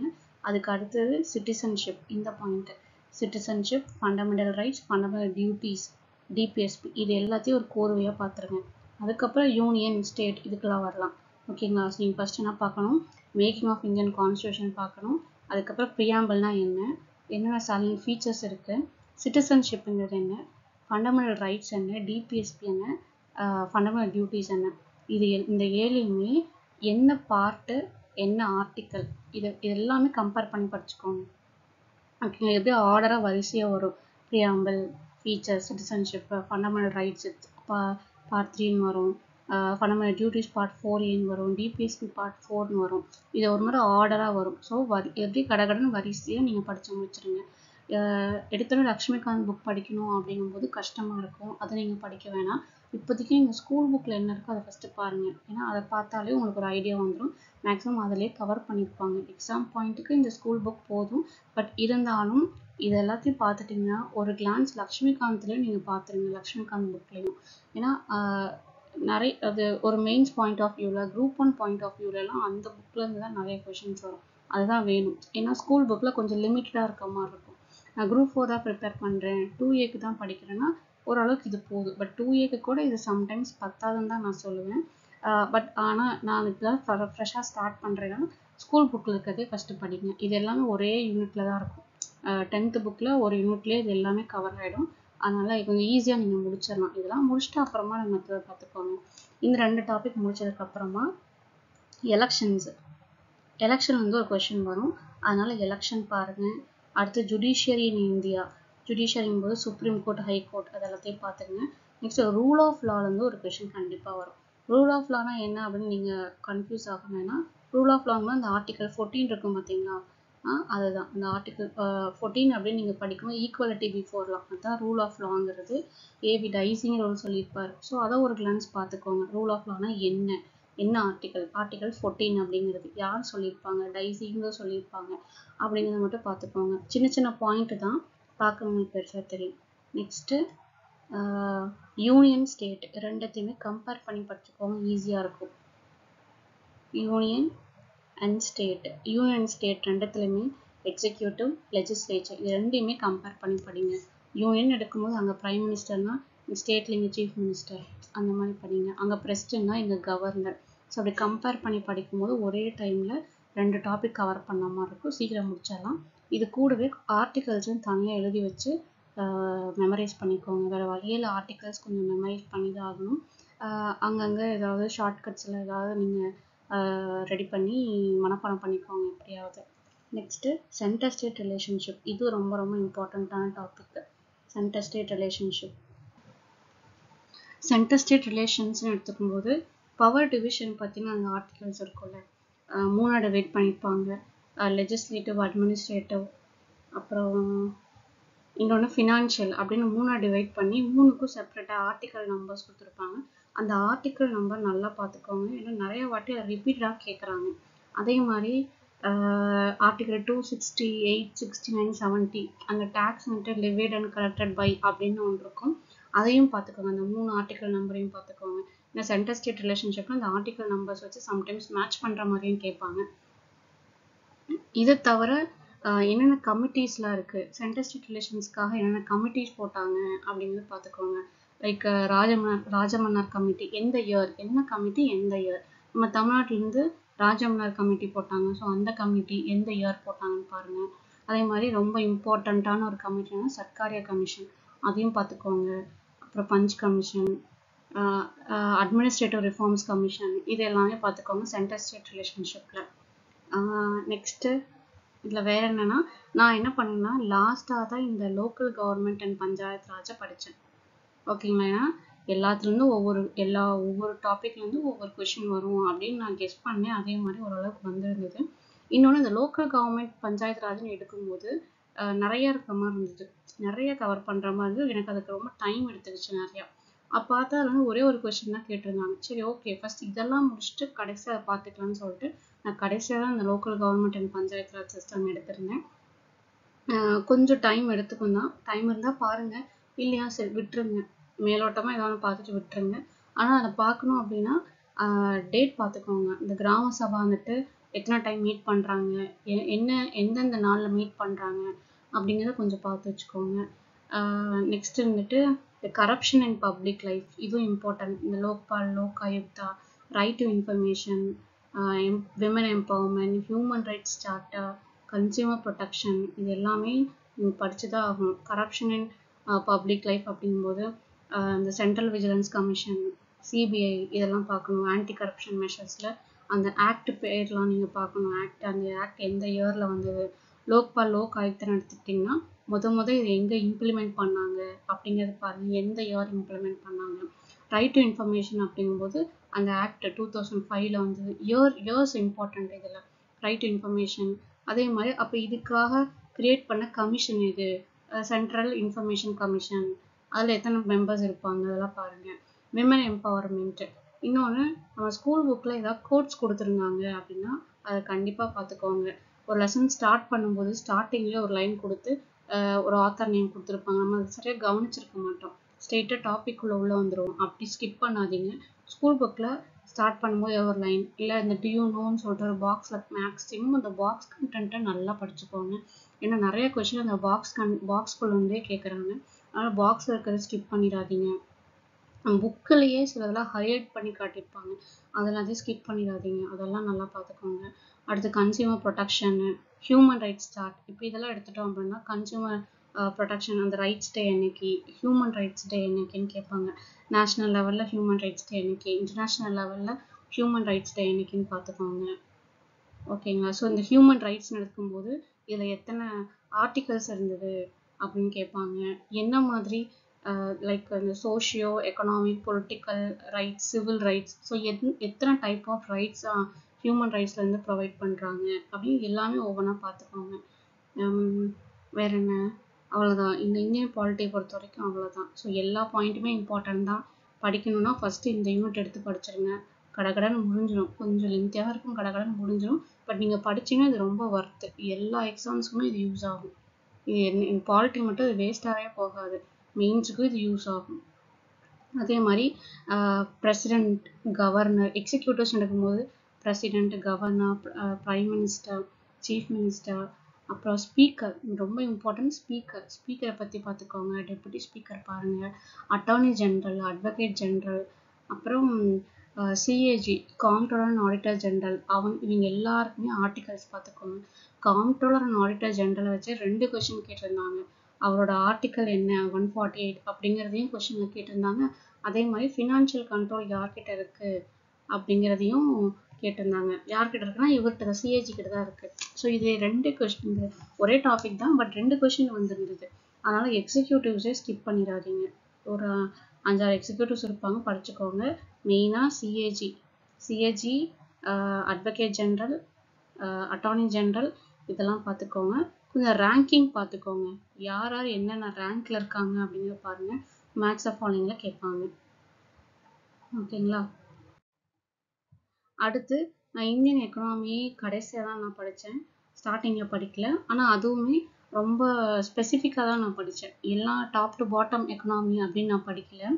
எடுத்தோடனே நான் எதை படித்தேன்னா இந்த டாபிக் படித்தேன். ஏன்னா இதில் தான் நிறைய கொஷின் வர மாதிரி இருந்தது. அதனால் ஃபஸ்ட்டு ஆர்பிஐ பற்றி படித்தேன். நான் புக்கில் இருக்கிற ஆர்பிஐ தான் பார்த்தேன். நான் எக்ஸ்ட்ரா இது எக்கனாமியை பொறுத்த வரைக்கும் நான் எக்ஸ்ட்ரா வேறு எங்கேயும் எதுவுமே படிக்கல. ஸ்கூல் புக்ஸில் இருக்கிறத மட்டும்தான் படித்தேன். அதையுமே நான் ரொம்ப லிமிட் பண்ணி எது இம்பார்ட்டண்ட்டோ அதை மட்டும் நோட்ஸ் எடுத்து வச்சு நோட்ஸ் மட்டும் தான் நான் படித்தேன். ஸோ இந்தியன் எக்கனாமி அப்படிங்கும்போது ரிசர்வ் பேங்க் ஆஃப் இந்தியா பற்றி படிக்கணும். நெக்ஸ்ட்டு ஃபிஸ்கல் பாலிசினா என்ன, மானிட்டரி பாலிசினா என்ன. ரொம்ப நீங்கள் அந்த டெஃபினேஷனை படிக்கணும்னு கிடையாது, பட் அப்படின்னா என்ன அப்படிங்கிற அந்த கான்செப்ட் மட்டும் தெரிஞ்சுக்கோங்க. ஓகேங்களா? இது ரொம்ப மெமரைஸ் பண்ணக்கூடிய ஒரு டாபிக் கிடையாது. ஃபிஸ்கல் பாலிசினா என்ன, மானிட்டரி பாலிசினா என்ன அப்படின்னு ஜென்ரலாக உங்கள் புக்கில் படிக்கிறது புரியலையா, அதை டக்குன்னு தூக்கி நெட்டில் தேடி பாருங்கள். ஒரு யூடியூப்பில் கூட போட்டு பாருங்கள், மானிட்டரி பாலிசினா என்னென்னு நிறைய வீடியோஸ் இருக்குது. அதை தமிழில் ட்ரான்ஸ்லேட் பண்ணி பாருங்கள், நான் ஈஸியாக தான் புரியும். First reserve bank of India, அதுக்கப்புறம் என்ன பார்த்தீங்கன்னா ஃபினான்ஸ் கமிஷன் பார்த்தேன். ஃபினான்ஸ் கமிஷன் பார்க்கும்போது அவங்க என்ன ஆர்டிக்கல் 218 வரும். ஸோ ஆர்டிக்கலை மனப்பாடம் பண்ணிக்கோங்க. இந்த கமிஷனில் என்னென்ன functions, powers and functions of finance commission என்ன அப்படின்னு பாருங்கள். அடுத்து ஜிஎஸ்டி எப்போ கொண்டு வந்தாங்க, எப்போ இம்ப்ளிமெண்ட் பண்ணாங்க, அந்த டேட். ஓகேங்களா? அந்த டே டு இயர் ரொம்ப இம்பார்ட்டண்ட். அதை தான் திருப்பி கேட்பாங்க. அதே மாதிரி இது என்ன டைப் ஆஃப் டேக்ஸ்ன்னு கேட்பாங்க. இது இன்டைரக்ட் டேக்ஸ், இதை தான் திருப்பி கேட்டுக்கிட்டு இருக்காங்க. ஜிஎஸ்டி கவுன்சில் பற்றியும் கொஞ்சம் எல்லாம் புக்ஸில் இருக்கிறத மட்டும் சும்மா ரீட் விட்டுக்கோங்க. ஸோ ஃபஸ்ட்டு எது பார்த்தோம், reserve bank of India, finance commission, GST, fiscal policy, monetary policy. இது என்னன்னு மேலோட்டமாக பார்த்துக்கோங்க. இந்த resource sharing between union and state governments இருக்குது பார்த்தீங்களா, இதுவும் இம்பார்ட்டண்ட். இதுக்கு தான் அந்த ஆர்டிக்கல் 268, 260, 9, 270, 71 இது எல்லாத்தையும் ஒரு கிளான்ஸ் பார்க்கணும்னு சொன்னேன் நான். என்னென்ன ரிசோர்ஸஸ், அப்புறம் இந்த union list, state list, concurrent list இதெல்லாம் பாலிட்டிலே பார்த்துருப்போம். அதே தான் கொஞ்சம் இங்கேயும் வர மாதிரி இருக்கும். ஸோ ஒரு ஓவராலாக பார்த்துக்கோங்க. நெக்ஸ்ட் என்னென்னா நித்தி ஆயோக். ஓகேங்களா, நித்தி ஆயோக் அடுத்து நான் படித்தேன் நித்தி ஆயோக் படித்தேன். பிளானிங் கமிஷனை ரீப்ளேஸ் பண்ணி வந்தது தான் நித்தி ஆயோக். ஸோ அந்த பிளானிங் கமிஷன் எந்த இயர் ஸ்டார்ட் பண்ணாங்கன்னு பார்த்துக்கோங்க. 1950 51 குழப்பிக்காம என்னன்னு தெளிவாக பார்த்துக்கோங்க. அதை ரீப்ளேஸ் பண்ணதான் நித்தி ஆயோக் அப்படிங்கிறது. அதை எப்போ கொண்டு வந்தாங்க, எந்த இயர் அப்படின்னு பாருங்க. அடுத்து என்ன, 5 இயர் பிளான்ஸ் நான் பார்த்தேன். ஓகேங்களா, அடுத்து 5 இயர் பிளான்ஸை மட்டும் ஒரு டேபிள் போட்டு அதுக்குன்னே நான் ஒரு டைம் ஸ்பெண்ட் பண்ணேன். ஸோ 5 இயர் பிளான்ஸ் வந்து எப்படின்னு கொஷின் வரும் அப்படின்னு சொல்லிட்டு நான் அதுக்குன்னே கொஞ்சம் டைம் ஒதுக்கியே நிதானமாக ஒவ்வொரு 5 இயர் பிளானும் நோட்டில் எழுதி வச்சு ஏதாவது ஒரு ஷார்ட்கட் மாதிரி போட்டு வச்சு ஒவ்வொன்றுக்கும் மாடல் அந்த அதர் நேம் வேறு இருக்கும், அது எல்லாத்தையும் நம்ம பார்க்கணும். ஓகேங்களா, ஸோ இந்தியன் எக்கனாமிக்கு RBI, finance commission, NITI Aayog, GST, 5 year plans இதெல்லாம் பார்த்ததுக்கப்புறம் சில இந்த social problems, population, education, health, employment, poverty இதெல்லாம் ஜென்ரலாக ஒரு ரீட் விட்டுக்கோங்க. ஓகேங்களா, இவ்வளோ தான் நான் பண்ணேன். அதுக்கப்புறம் இன்னொரு டாபிக்னு பார்த்தோம்னா லேண்ட் ரிஃபார்ம்ஸ். இங்கே இருக்குங்க, land reforms and agriculture. So இதையும் ஒரு ரீட் விட்டுக்கோங்க. இதெல்லாம் ரொம்ப மெமரைஸ் பண்ணுற மாதிரி எதுவும் இருக்காது, ஜென்ரலான டேர்ம்ஸில் தான் இருக்கும். நீங்கள் ஜென்ரலாக ரீட் பண்ணிக்கோங்க. லேண்ட் ரிஃபார்ம்ஸ் வச்சு ஒரு கொஷின் வந்திருந்தது நான் எக்ஸாம் எழுதும்போது. இவ்வளோ தான். இதுக்கு அடுத்து இம்பார்ட்டன்ட் பார்த்தோம்னா Indian national INM, Indian national movement. இதுவும் ரொம்ப இம்பார்ட்டன்ட். ஆனால் இதுவும் நல்லா ஜாலியாக தான் இருக்கும். ஃபுல் அண்ட் ஃபுல் நல்லா ஸ்டோரிஸாக இருக்கும். ஆனால் இது நீங்கள் எப்படி படிக்கணும்னா, இது தனி யூனிட்டாகவும் யூனிட் 8ல் வர்ற தனி யூனிட்டாகவும் நீங்கள் படிக்கக்கூடாது. ரெண்டையும் நான் கம்பேர் பண்ணி படித்தேன். அதனால் எனக்கு ஒரே டைமில் இதை முடிச்ச மாதிரி இருந்தது. ஓகேங்களா, நீங்கள் கேட்குறீங்களே எப்படி இவ்வளோ சீக்கிரம் கம்ப்ளீட் பண்ண முடியுது, 3 monthsக்கு அதை கம்ப்ளீட் பண்ண முடியுமா எப்படின்னு கேட்டால், நான் இப்படி தான் படித்தேன். ஐஎன்எம்மையும் யூனிட் 8யும் சேர்த்தே தான் நான் படித்தேன். இது ரெண்டையும் நான் பிரித்து பார்க்கவே இல்லை, ரெண்டும் சேர்த்து தான் படித்தேன். ஐஎன்எம்ங்கிறது கொஞ்சம் நேஷனல் லெவலில் இருக்க மாதிரி இருந்தது, யூனிட் 8ங்கும்போது தமிழ்நாடு லெவலில் இருக்க மாதிரி இருந்தது. பட் ஸ்டோரி ரெண்டும் ஒன்று தான். இப்போது சால்ட் சத்தியாகிரகம் அப்படின்னு எடுத்துட்டோம்னா கதை ஒன்று தான். அங்கேயும் போய் உப்பு சத்தியாகிரகம் பண்ணாங்க, அதுக்காக ப்ரொடெஸ்ட் பண்ணாங்க, இங்கேயும் அதான் பண்ணாங்க. ஆனால் அது எங்கே பண்ணாங்க, குஜராத்தில் காந்தி பண்ணார். இங்கே யார், தந்தியில் போய் பண்ணாங்க. இங்கே தமிழ்நாட்டில் யார் பண்ணாங்க, அப்படி டிஃப்ரென்ஷியேட் பண்ணி படிச்சுக்கோங்க, ரொம்ப ஈஸியாக முடிஞ்சது. ஸ்டோரிலாம் ஒன்று தான், ஆனால் அங்கே யார் பண்ணாங்க, இங்கே யார் பண்ணாங்க, அவ்வளோதான். ஓகேங்களா, அதான் இந்தியன் நேஷனல் மூவ்மெண்ட். இது ஃபுல்லாக நீங்கள் படிச்சு தான் ஆகணும். ஸ்டார்டிங்லேருந்து எண்டிங் வரைக்கும் நீங்கள் படிச்சு தான் ஆகணும். இந்த national renaissance, early uprising against British rule, அந்த 1857 ரிவோல்ட் இருக்குல்ல, அந்த கதையில் ஆரம்பித்து காங்கிரஸ் உருவானதுலேருந்து எமர்ஜென்ஸ் ஆஃப் லீடர், எல்லா லீடர்ஸை பற்றியும் நீங்கள் பார்த்து தான் ஆகணும். ஒவ்வொரு நாளும் என்ன பண்ணுங்கன்னா, இது ஒரு தனி சாப்டர் எடுத்துக்காம ஒவ்வொரு நாளும் ஒவ்வொரு லீடரை பற்றி பார்த்துக்கோங்க. வேறு சப்ஜெக்டே படித்தாலும் ஒரு மாதிரி டயர்ட் ஆவீங்க பார்த்தீங்களா, ஐயோ ஒரே மாதிரி பார்க்க போர் அடிக்குது, ஒரு சேஞ்ச் வேணும் அப்படின்னா இந்த லீடர்ஸ் பற்றி பாருங்கள். நான் நிறைய அப்படி தான் பார்த்தேன். இப்போ நம்ம அம்பேத்கர், ஜவஹர்லால் நேரு அப்படிங்கும்போது புக்கில் பெருசாக நமக்கு எங்கேயும் பெருசாக நிறைய கண்டென்ட் இருக்கா. நான் என்ன பண்ணேன்னா, நெட்டில் நான் சும்மா இந்த மாதிரி டைம் கிடைக்கும் போது அம்பேத்கர் பற்றி ஏதாவது ஒரு விக்கிபீடியா போட்டு அப்படியே ரீடு விடுறது, பெரியாரை பற்றி ஒரு ரீடு விடுறது, சுபாஷ் சந்திர போஸ் பற்றி ஒரு வாழ்க்கை வரலாறு படிக்கணும் ரீடு விடுறது. அதெல்லாம் உங்களுக்கு போர் அடிக்காது, இன்ட்ரெஸ்டிங்காக தான் இருக்கும்.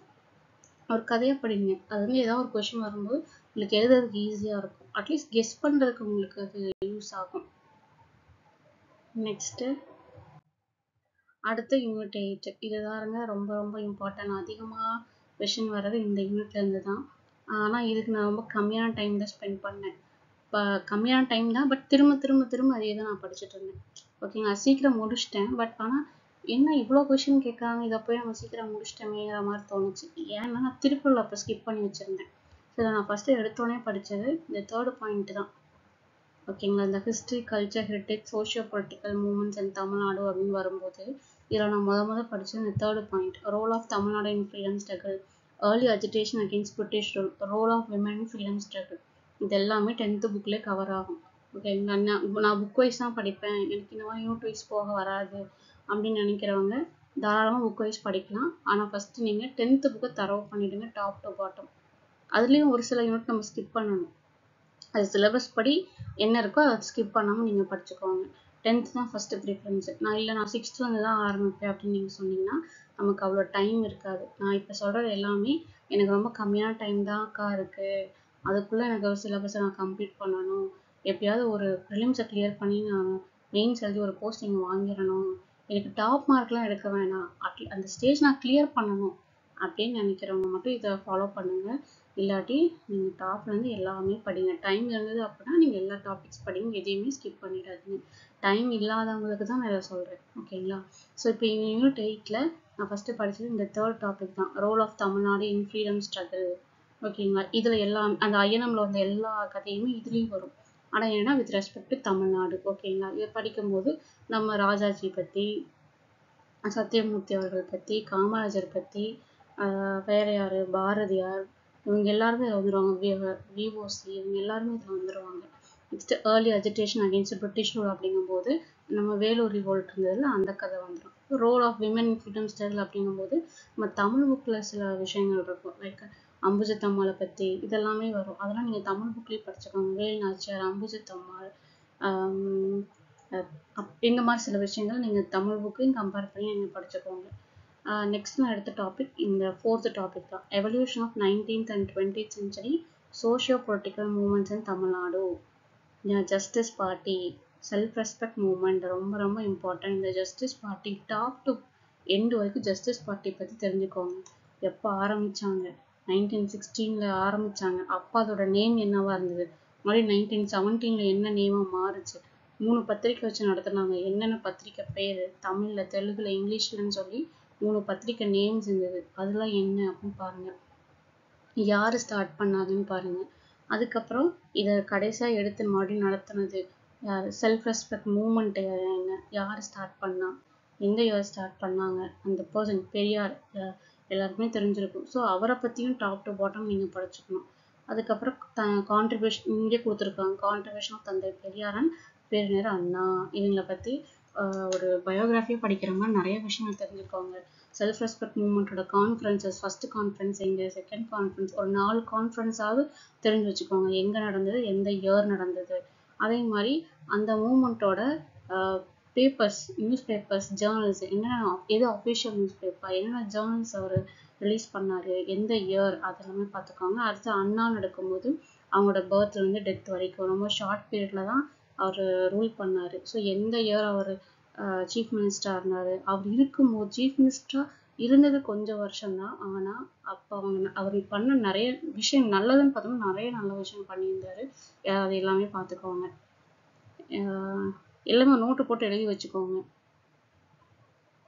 நெக்ஸ்ட்டு நான் பார்த்ததுன்னு பார்த்தோம்னா இந்த ஃபஸ்ட்டு பாயிண்ட்டாங்க, இது கொஞ்சம் வளவளன்னு நிறைய இருக்க மாதிரி தான் இருக்கும், பட் வேறு வழி இல்லை, படித்து தான் ஆகணும்.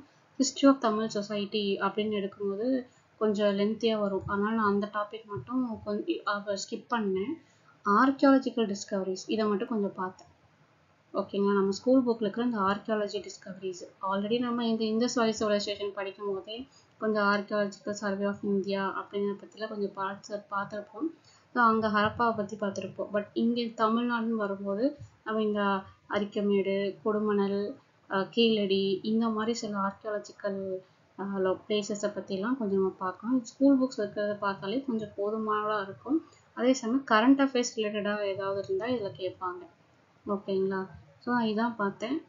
மற்றபடி தமிழ் லிட்ரேச்சர் ஃப்ரம் சங்கம் ஏஜுங்கிறது நான் கொஞ்சம் ஸ்கிப் பண்ணேன். ஏன்னா தமிழ் படிக்கலாம் ஆப்ஷன் வந்துட்டு ஜென்ரல் இங்கிலீஷ் வச்சுருந்தேன், ஜென்ரல் தமிழ் எடுக்கலை, எனக்கு என் டைம் கம்மிங்கிறதுனால தமிழ் படிக்கிறதுக்கு இன்னும் தனியாகவே நிறைய டைம் தேவைப்படும். அதனால் அந்த டைமில் நான் ஜென்ரல் இங்கிலீஷ் தான் எடுத்தேன். ஸோ இங்கிலீஷும் போது நான் பெருசாக அதுக்கு ரொம்ப டைம் ஸ்பெண்ட் பண்ணலை, ஒரு 10 days என்னமோ தான் நான் டைம் ஸ்பெண்ட் பண்ணேன். அதுக்கு மேலே நான் இங்கிலீஷ்க்கு டைம் ஸ்பெண்ட் பண்ணல. மீதி இருக்க எல்லா டைமே நம்ம ஜென்ரல் ஸ்டடீஸ் அண்ட் மேக்ஸ்க்காக தான் நான் யூஸ் பண்ணேன். அதனால இந்த ஒரு டாபிக் கொஞ்சம் அறகுறையாக தான் நான் பார்த்தேன். அதுக்கப்புறம் திருக்குறளை ஸ்கிப் பண்ணக்கூடாது தான், ஆனால் நான் கொஞ்சம் மேலோட்டமாக பார்த்துருந்தேன். ஒரு குறள் கொடுத்தா அதை வச்சு கெஸ் பண்ணி எழுதிடுவேன். அந்தளவுக்கு தமிழ் தெரியும். அதனால ஓரளவுக்கு கொஞ்சம் மேலோட்டமாக தான் பார்த்துருந்தேன். ரொம்ப டெப்த்தாக போய் நிறைய குறள்லாம் நான் படிக்கலை. ஆனால் படிக்கணும் தான்.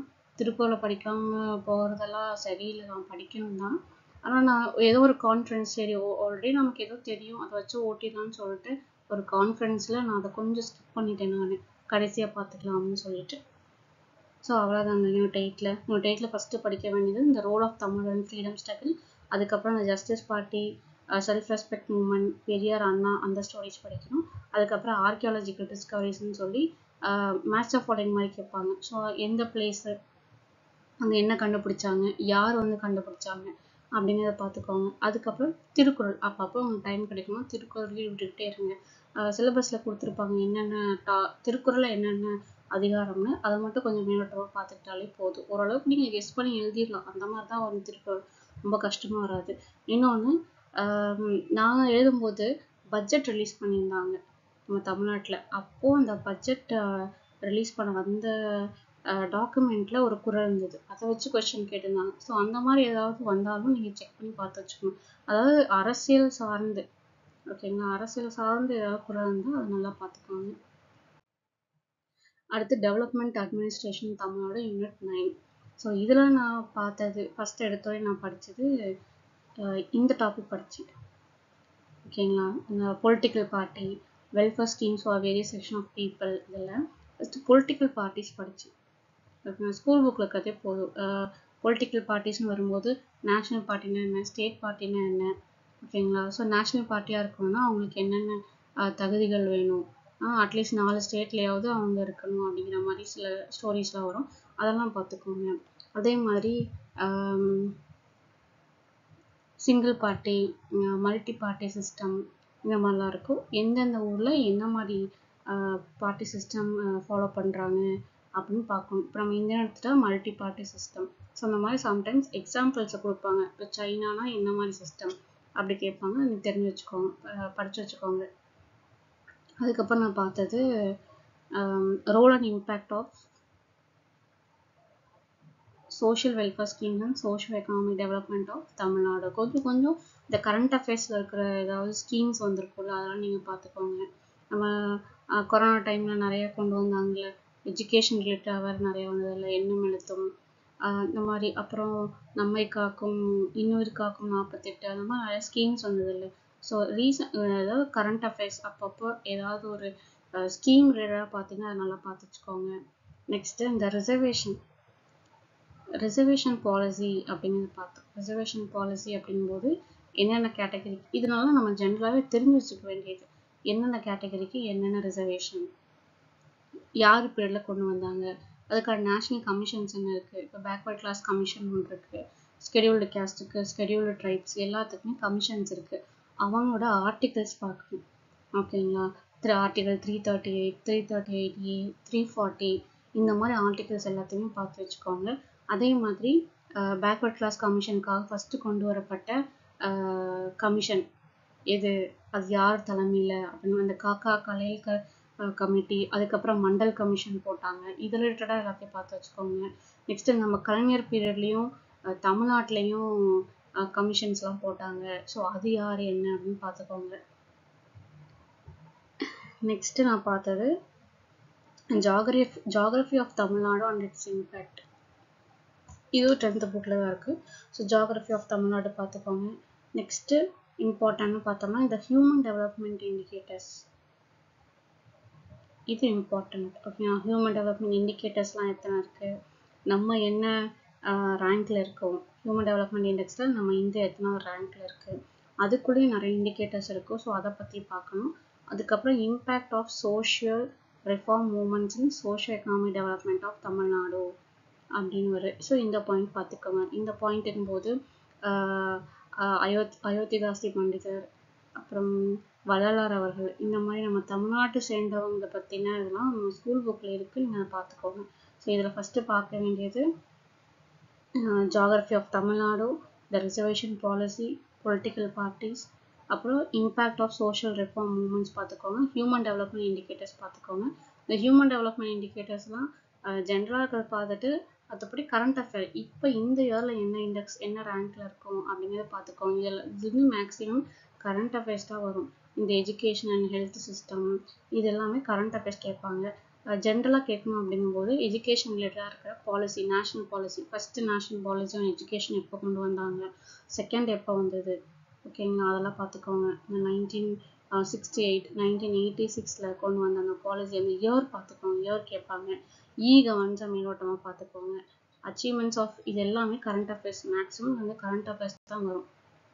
ஓகேங்களா, கரண்ட் அஃபேர்ஸை தாண்டி அப்படின்னா இந்த geography of Tamil Nadu, reservation policy, impact of social reform movements இதெல்லாமே வரும், பார்த்துக்கோங்க. நெக்ஸ்ட்டு ஆப்டிடியூடு, இதுதாங்க ரொம்ப ரொம்ப இம்பார்ட்டண்ட். ஓகேங்களா, மற்றதை கூட நீங்கள் எதையாவது ஸ்கிப் பண்ணலாம், ஆனால் இதில் நீங்கள் எதுவுமே ஸ்கிப் பண்ணக்கூடாது. ஓகேங்களா, இதில் எல்லாமே நீங்கள் பார்த்து தான் ஆகணும். எனக்கு மேக்ஸ் கஷ்டமாக இருக்குது, கொஞ்சம் லிமிட் பண்ணணும் அப்படின்னா ப்ரீவியஸ் கொஷின்ஸ் நிறைய ஒர்க் அவுட் பண்ணி பாருங்கள். ஓகேங்களா, ப்ரீவியஸ் கொஷின் பேப்பர் நிறைய நீங்கள் ஒர்க் அவுட் பண்ணி பார்த்துட்டு அதுலேருந்தே நிறைய கொஷின்ஸ் வரும். நம்பர் தான் சேஞ்ச் ஆகிருக்கும், பட் மாடல் ஒன்று தானே, அது நிறைய கொஷின்ஸ் வரும். சிம்பிள் டெஸ்ட், காம்பவுண்ட் டெஸ்ட், ஓகேங்களா, இது ரொம்ப ரொம்ப இம்பார்ட்டண்ட்டு. ஏன்னா நாங்கள் எழுதும்போது இருந்து நிறைய கொஷின் வந்தது. நான் எந்த டாபிக் பார்க்குறீங்களோ இல்லையா, சம்டைம்ஸ் மென்சுரேஷன்லாம் எனக்கு நிறைய ஃபார்முலாஸ் இருக்குது, மனப்பாடம் பண்ண முடியாது, கஷ்டமாக இருக்குது அப்படின்னா வேறு வழியே இல்லை அப்படிங்கும்போது அதை கூட ஸ்கிப் பண்ணிக்கோங்க. பட் ஆனால் இந்த சிம்பிள் டெஸ்ட், காம்பவுண்ட் டெஸ்ட் மட்டும் ஸ்கிப் பண்ணிடாங்க தயவு செஞ்சு. ஏன்னா இது வந்து நிறைய கொஷின்ஸ் கேட்டுக்கிட்டே இருக்காங்க, 4 கொஷின் கூட வருது. ஓகேங்களா, அதனால் அதை விட்டுட்டிங்க அப்படின்னா பல்காக 4 மார்க் போயிடும், 5 மார்க் போயிடும். அதனால் சிம்பிள் டெஸ்ட், காம்பவுண்ட் டெஸ்ட்டுக்கு ஃபஸ்ட்டு ப்ரிஃபரன்ஸ் கொடுத்து படிச்சுக்கோங்க. பெருசாக அதில் ஃபார்முலாஸும் ஒன்று இருக்கா, 2 ஃபார்முலா தான் இருக்கும், அதை வச்சு திருப்பி திருப்பி நீங்கள் போடுற மாதிரி இருக்கும். அதனால் இதை பார்த்துக்கோங்க. Simple test, compound test first preference கொடுங்க. அதுக்கப்புறம் டைம் அண்ட் ஒர்க் வரும், டைம் அண்ட் ஒர்க் பாருங்கள். ரேஷியோ அண்ட் ப்ரொபோர்ஷன் பாருங்கள். அப்புறம் எல்சிஎம் ஹெச்எஃப்லும் கண்டிப்பாக கொஷின்ஸ் வரும். ஓகேங்களா, LCM HF, ratio, proportion, time and work, simple test, compound test எல்லாம் பாருங்கள். லாஜிக்கல் ரீசனிங் நம்ம எப்போதான் அந்த ஸ்பாட்டில் திங்க் பண்ணி எழுதுறது தான். ஓகேங்களா, 2-3 கொஷின் ப்ராக்டிஸ் பண்ணிக்கோங்க, பட் என்னென்னாலும் இந்த ஸ்பாட்டில் வர்றது தான் அது. அப்புறம் ஏபிஜிபி பார்த்துக்கோங்க, ஜியாமெட்ரிக் சீரிஸ், ஏபிஜிபி பாருங்கள். பர்சன்டேஜ் ப்ராப்ளம்ஸ் எல்லாமே நீங்கள் ப்ரீவியஸ் கொஷின் பேப்பர் பாருங்கள். அது ஒர்க் அவுட் பண்ணி பார்த்துட்டோம் அப்படின்னா ஸ்கூல் புக்கில் இருக்கிற சம்ஸ், அட்லீஸ்ட் ஸ்கூல் புக்கில் இருக்கிற சம்ஸையாவது எழுதி ஒர்க் அவுட் பண்ணி பாருங்க. சும்மா கண்ணில் பார்த்துட்டு போகலாம் பத்தாது. டெய்லி நீங்கள் மேக்ஸ் ஒர்க் அவுட் பண்ணாதான் அந்த டைமுக்குள்ள நீங்கள் கம்ப்ளீட் பண்ண முடியும். நீங்கள் எங்கே லேட் பண்ணுவீங்க, கொடுத்த 3 மணி நேரத்தில் கம்ப்ளீட் பண்ண முடியல அப்படின்னா நீங்கள் எங்கே லேட் பண்ணியிருப்பீங்கன்னா மேக்ஸில் லேட் பண்ணியிருப்பீங்க. ஓகேங்களா, ஒவ்வொன்றுக்கும் ஒரு மணி நேரம் மணி நேரம் வச்சுக்கோங்க. மேக்ஸுக்குலாம் ஒரு 3/4 மணி நேரத்துக்குள்ளே முடிக்கிற மாதிரி பிளான் பண்ணிக்கோங்க. அப்போ கொஞ்சம் அப்படி இப்படின்னு முன்ன பின்ன டிலே ஆகும் தான், பட் ஆனாலும் பரவாயில்ல, மேக்ஸை நல்லா போட்டுருங்க. இன்னொன்று என்னென்னா, ஜென்ரல் தமிழ், ஜென்ரல் இங்கிலீஷ் எழுதி முடிச்சதுக்கப்புறம் மேக்ஸ் 25 கொஷின் எழுதிட்டு எங்கே இருக்குன்னு பார்த்துட்டு அதை ஒர்க் அவுட் பண்ணி ஆப்ஷன் டிக் பண்ணிக்கிறத கூட பெட்டர் தான். ஏன்னா கொஞ்சம் லாஸ்ட் மினிட் ஆக நம்ம ரொம்ப டென்ஷன் ஆகிடுவோம், ஐயோ இன்னும் இவ்வளோ கொஷின்ஸ் இருக்குன்னு. இந்த டென்ஷனில் நம்ம மேக்ஸ் ஒர்க் அவுட் பண்ணி பார்க்கும்போது நிறைய தப்பு பண்ணுவோம், மிஸ்டேக்ஸ் பண்ணிட்டோம். அதனால அந்த ரொம்ப அதுக்குன்னு ஓயமரவாங்க உடனேவும் நான் போட சொல்லலை. ஒரு 100 மார்க்கை சேஃப்டி பண்ணி ஜென்ரல் இங்கிலீஷோ ஜென்ரல் தமிழோ அந்த 100 மார்க்கை சேஃப்டியாக எழுதி முடிச்சுட்டு அதுக்கப்புறம் இந்த 25 மார்க்குக்கு நீங்கள் கான்சன்ட்ரேட் பண்ணுங்கள். அதுக்கப்புறம் அந்த 75 மார்க்ஸ் ஜென்ரல் ஸ்டடீஸ் அதை கான்சன்ட்ரேட் பண்ணுங்கள். ஓகேங்களா சார், நான் இப்படி தான் படித்தேன். இன்னொன்று, எல்லா யூனிட்டுக்குமே ஒரு நோட்டு போட்டு ஹேண்ட் ரிட்டனாக எழுதுங்க. ஓகேங்க, எந்த அளவுக்கு நீங்கள் ஹேண்ட் ரிட்டனாக எழுதி படிக்கிறீங்களோ அந்த அளவுக்கு உங்களுக்கு நல்லா மெமரைஸ் ஆகும். நிறைய பேர் புக்கை வச்சு அப்படியே படிச்சுட்டே போவீங்க, பட் சீக்கிரம் மறந்துடும். நீங்களாக ஒரு விஷயத்த ரீட் பண்ணி நீங்களாக உங்கள் கைப்பட எழுதி அனலைஸ் பண்ணும்போது நல்லாவே உங்களுக்கு ஞாபகம் இருக்கும். அதனால் பெஸ்ட்டு நோட்ஸே உங்கள் நோட்ஸ் தான். நீங்கள் மற்றவங்ககிட்ட நோட்ஸ் வாங்கிலாம் படிக்கிறீங்க, நிறைய பேர் யாராருக்கிட்டையும் நோட்ஸ் கேட்டு வாங்கிலாம் படிக்கிறீங்களா, என்னெல்லாம் கேட்டால் பெஸ்ட்டு நோட்ஸே நீங்கள் உங்கள் கைப்பட எழுதின நோட்ஸ் தான். ஓகேங்களா, அதுதான் உங்களுக்கு நல்ல அதாவது மறக்காது. அந்த நோட்ஸ் வச்சு நீங்கள் படிக்கவும் மறக்காது. கொஷினை பார்த்தோன்னே இந்த பக்கத்தில் இதை நம்ம எழுதியிருந்தோம் அப்படிங்கிற அளவுக்கு ஞாபகம் வரும். இன்னொன்று, எனக்கு எத்தனை வாட்டி படித்தாலும் மறந்து போகுது அப்படின்னு சொல்லாதீங்க. ஓகேங்களா, நான்லாம் ஆவரேஜ் ஸ்டூடெண்ட் தான். நான் நிறைய வாட்டி படிப்பேன். ஏன், ஒரு டாபிக் எடுத்தால் படிச்சுட்டேன்னு நினைப்பேன், ஆனால் ஒரு 4-5 நாள் கழித்து கேட்கவும் மறந்து போன மாதிரி இருக்கும். ஓகேங்களா, அப்போ என்ன பண்ணுவோம், திரும்ப படிப்போம். சில டைம் 20 டைம் 30 டைம் கூட ஒரு டாபிக் படிப்பேன். ஆனால் இத்தனை வாட்டி படிக்கிறோமே, நம்ம என்ன அவ்வளோ பெரிய மக்கா அப்படின்னு நம்ம நினைச்சிடவே கூடாது. என்ன நம்ம மண்டையில ஏறவே மாட்டேங்குது அப்படின்னு நினைக்கக்கூடாது. எங்கேயாவது ஒரு பக்கம் நம்ம மண்டையில ஏறி இருக்கு. ஓகேங்களா? அதனால நீங்க அதை பத்திலாம் கவலைப்படாதீங்க. எத்தனை வாட்டி படிச்சாலும் பிரச்சனையே இல்லை. படிங்க, திரும்ப திரும்ப படிங்க. ஒருத்தர் சொன்னாரு, எனக்கு தமிழ் மட்டும் எத்தனை வாட்டி படிச்சாலும் மறந்துடுங்க, நான் ஒரு 100 வாட்டி இந்த புக்கை படிச்சிருப்பேங்க அப்படின்னு ஒருத்தர் சொன்னாரு. நான் ஆச்சரியப்படுறேன், 100 வாட்டி படிச்சீங்களா அப்படின்னு. அப்ப யோசிச்சு பாருங்க, நம்ம 100 வாட்டி படிச்சோமா ஏதோ ஒரு விஷயத்த, ஒரு 4-5 வாட்டி படிச்சிருப்போம். அதுக்கப்புறம் எனக்கு ஒண்ணும் மண்டையில ஏறலைன்னு சொல்லி விட்டுருப்போம். ஓகேங்களா? அந்த மாதிரி நம்ம நினைக்கவே கூடாது. எத்தனை வாட்டி படிச்சாலும் பரவாயில்ல. நம்மளோட டார்கெட் என்னன்னா அந்த ப்ரிலிம்ஸை கிளியர் பண்ணணும். ஓகேங்களா? ஒரு சிலருக்கு ஒரு வாட்டி படிச்சாலே மனப்பாடம் ஆயிடும். அது எத்தனை நாள் கழிச்சு கேட்டாலும் ஞாபகம் வச்சிருப்பாங்க. ஆனா நமக்கு ஒரு 10 வாட்டி 20 வாட்டி படிச்சாதான் எனக்கு ஞாபகம் இருக்குன்னா பரவாயில்ல, படிங்க, டைம் எடுத்து படிங்க, ஒன்றும் தப்பே இல்லை. இவ்வளோ தடவை படிக்கிறேன், நான் ரொம்ப ஆவரேஜுங்க, இல்லை பிலோ ஆவரேஜுங்க, எனக்கு இதெல்லாம் வராது அப்படின்னு தயவு செஞ்சு டீமோட்டிவேட் ஆகிடாதீங்க. ஓகேங்களா? கான்ஃபிடண்ட்டாக படிங்க, கண்டிப்பாக கிளியர் பண்ண முடியும். எல்லாரும் பண்ணுறாங்க, நான் ஆவரேஜ் ஸ்டூடெண்ட் தான், நான் கிளியர் பண்ணியிருக்கேன் அப்படிங்கும்போது, அதுவும் பாருங்கள் ரொம்ப கம்மியான டைம் தான். இத்தனைக்கும் நான் ஜென்ரல் சயின்ஸை ஸ்கிப் பண்ணிட்டேன், கரண்ட் அஃபேர்ஸை ஸ்கிப் பண்ணிட்டேன், எக்கனாமியில் செலக்டிவாக தான் மேலோட்டமாக படித்தேன். நான் ரொம்ப கான்ஃபிடண்ட்டாக இருந்தது மேக்ஸு, ஜென்ரல் இங்கிலீஷு. ஓகேங்களா? அங்கே ஒரு 100 மார்க்கு, மேக்ஸ் ஒரு 25 மார்க்கு, மீதி 75 மார்க்கா, சரி அதுவும் செலக்டிவாக படிப்போம் அப்படின்னு நான் ரொம்ப செலக்டிவாக படிச்சுதாங்க நான் ப்ரிலிம்ஸை கிளியர் பண்ணேன். ஸோ நான் இந்த மாதிரி ஒரு ஸ்ட்ராட்டஜி யூஸ் பண்ணி படித்து கிளியர் பண்ணுறேன் அப்படின்னா நீங்களாம் கண்டிப்பாக கிளியர் பண்ண முடியும். ஓகேங்களா? ஸோ ஒரு ஆவரேஜ் ஸ்டூடெண்ட்டாக இருக்கேன்னா கிளியர் பண்ணுறேன்னா நீங்களாம் கண்டிப்பாக கிளியர் பண்ணுவீங்க. அதனால் ஃபஸ்ட்டு கான்ஃபிடண்ட்டாக இருங்க. நம்மளால் முடியுமா? பாதி கடல் தாண்டி இருப்பீங்க, படிக்க ஆரம்பிச்சு பாதி கடலே தாண்டி இருப்பீங்க. திடீர்னு நடுவில் யோசிப்பீங்க, ஐயோ நமக்கு இது சரி வராது, நம்மளால அதை முடிக்க முடியாது போல, என்ன கம்மியான நாள் தான் இருக்கு, அவன் 30 டெஸ்ட் 40 டெஸ்ட் எழுதிட்டு உட்காந்துருக்கான், ஹோல் டெஸ்ட் எழுதுறான், நம்ம ஒன்று கூட எழுதலையே அப்படின்னு நினைக்காதீங்க. என் ஃப்ரெண்டெல்லாம் ஒரு டெஸ்ட் கூட ஆனால் அதை ப்ளஸ்ன்னு நான் சொல்லலை, ஒரு சிலருக்கு டெஸ்ட்டு கூட எழுதாமல் ஆனால் குவாலிட்டியாக படிக்கணும். படிக்கிறது தெளிவாக கரெக்டாக படிச்சிருந்தா அப்படின்னா டெஸ்ட்டு தேவையில்லை. என் ஃப்ரெண்டெல்லாம் டெஸ்ட்டே எழுதலையாமா, எந்த டெஸ்ட்டுமே நான் அட்டன் பண்ணலடி, நான் புக்கை மட்டும்தான் படித்தேன், குழந்தைய வச்சுட்டு என்னால் டெஸ்ட்லாம் போய் அட்டன் பண்ணுறதுல எனக்கு டைம் இல்லை, ஆனால் நான் புக்கை மட்டும் தான் திரும்ப திரும்ப படிச்சுக்கிட்டே இருந்தேன் அப்படின்னா அவள் செலக்ட் ஆகிருக்கா, அவள் குரூப் 4 செலக்ட் ஆகிருக்கா. அதனால் நான் டெஸ்ட் எழுத முடியல, ஒரு இன்ஸ்டியூட்டில் போய் ஜாயின் பண்ண முடியல, எனக்கு கஷ்டமாக இருக்குது அப்படிலாம் சொல்லவே சொல்லாதீங்க. நிறைய பேர் இப்போது அதுவும் மேரீடு குழந்தைய வச்சுட்டு படிக்கிறவங்க இருக்காங்க நிறையா. அவங்க தான் நிறைய பேர் இதில் சக்ஸஸும் ஆகுறாங்க. ஸோ அவங்களுக்கு அப்போ ஒரு அவங்க தான் கொஞ்சம் இன்னும் ரொம்ப ஸ்ட்ராங்காகவும் கான்ஃபிடண்ட்டாகவும் படிக்கிறாங்க, அவ்வளோ கஷ்டத்தையும் மீறி படிக்கிறாங்க. அப்படி இருக்கும்போது மேரீட் ஆகாமல் இருக்க பொண்ணுங்கன்னா நல்லா உங்களுக்கு நிறைய டைம் இருக்கும், அதை நல்லா யூட்டிலைஸ் பண்ணுங்க. ஒருத்தர் வந்து உங்களுக்கு அட்வைஸ் பண்ணணும், மோட்டிவேட் பண்ணணும் அப்படின்னு நீங்கள் நினைக்காதீங்க, நீங்களே செல்ஃபாக மோட்டிவேட் பண்ணிக்கோங்க. ஓகேங்களா? செல்ஃப் மோட்டிவேஷனும் ரொம்ப ரொம்ப இம்பார்ட்டண்ட். ஒருத்தர் வந்து நம்ம மோட்டிவேட் பண்ணுவாங்க அப்படின்னு நினைக்காதீங்க, செல்ஃபாக நீங்கள் மோட்டிவேட் பண்ணிக்கோங்க. கண்டிப்பாக நம்மளால முடியும், நம்மளால முடியலன்னா வேற யாரால முடியும் அப்படின்னு சொல்லி உங்களுக்குள்ளேயே நீங்கள் சொல்லிக்கோங்க. படிங்க, டெய்லி டெய்லி சொல்லுங்க, என்னால் முடியும், என்னால் முடியலன்னா வேற யாரால முடியும். எத்தனை பேர் செலக்ட் ஆகுறாங்க, அப்போ நானும் இதில் கண்டிப்பாக செலக்ட் ஆகுவேன், இதுதான் லாஸ்ட் சான்ஸ் அப்படின்னு நினச்சி வைராக்கியமாக படிங்க. ஓகேங்களா? யாருக்காகவும் விட்டு கொடுத்துக்காதீங்க படிக்கிறது மட்டும். நிறைய பேர் டீமோட்டிவேட் பண்ணுவாங்க, எப்போ பார்த்தாலும் புக்கை வச்சுக்கிட்டே உட்காந்துருக்க அப்படின்லாம் டீமோட்டிவேட் பண்ணுவாங்க. அதெல்லாம் எதுவுமே காதில் வாங்காதீங்க. உங்களோட டார்கெட்டு குரூப் 2லையோ 4லையோ நீங்கள் செலக்ட் ஆகி ஒரு கவர்மெண்ட் ஆஃபீஸர் ஆகணும், அது மட்டும்தான் உங்கள் மைண்டில் இருக்கணும். வேறு யார் எதுவும் சொல்கிறதையும் காதில் வாங்கிக்காம படிச்சுட்டே இருங்க. ஓகேங்களா? எங்கள் படிப்பு என்றைக்குமே உங்களை கைவிடாது, படிச்சுட்டே இருங்க. All the best. நல்லா எக்ஸாம் நல்லா பண்ணுங்கள். Best of luck. தேங்க்யூ.